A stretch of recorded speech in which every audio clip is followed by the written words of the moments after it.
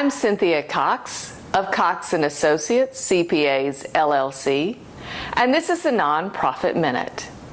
We're going to talk about what to do when you're recruiting for your board of directors, your trustees, or maybe even a finance committee. Most nonprofits want to just find a warm body who will say, yes, I'll be on the board or I'll be on that finance team. But it's really more important to do your homework beyond that.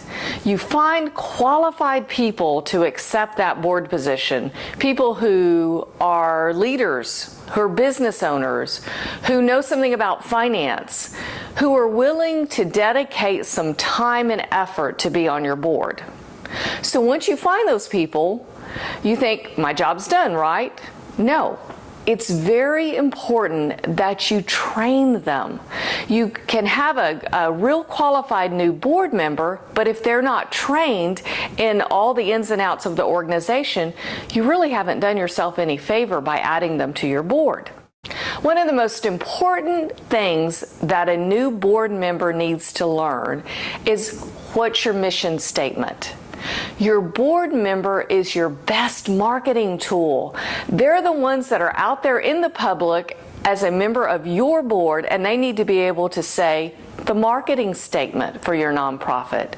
What's it about? They need to understand how you reach out to clients, to customers. Who is your mission? They want to be able to explain what you do in a concise way. So teach them. Have that in a concise packet that you can readily teach to a new board member. The second most important thing that you need to do with that new board member is you need to teach them that the buck stops with your board. They are in charge of the governance of the organization. They are the one that IRS looks to if those payroll tax reports are not turned in and the payroll taxes are not paid. So it's very important that they understand they're in charge of governance and they have some responsibility. To illustrate this, I want to tell you about two different nonprofit organizations that I worked with. The first one, it was a finance team rather than a board, but the finance team oversaw the finances. They got a bank reconciliation each month. They got financial statements. But the bank reconciliations didn't reconcile, and nobody checked that.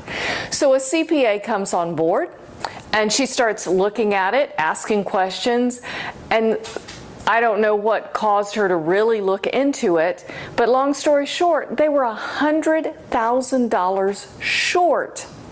Not because anyone had taken the money, but because the person in charge of doing the bank reconciliations didn't really know how to do them and made an error, and it took the CPA a number of hours to fix the problem, and they were $100,000 short. There was nothing that could be done about that.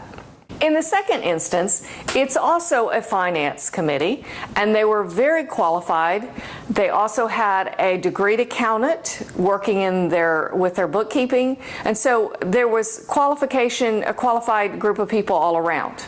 However, when the bank reconciliations were done, she was very busy. She was doing them through the system, and she didn't really have time to go back and get rid of all the outstanding items that were just errors and that needed to be voided and deleted off of the bank reconciliation. Consequently, when it was all said and done, after we came in to do the audit, she had $25,000 more in all the accounts than they realized they had. Very significant to know that you have a difference of $25,000. Please make sure you recruit qualified board members, you train them in your mission, and then you train them in the fact that they are the governance for your organization, and then you will be successful as a nonprofit. I'm Cynthia Cox with Cox & Associates, CPAs, LLC, and we look forward to serving you.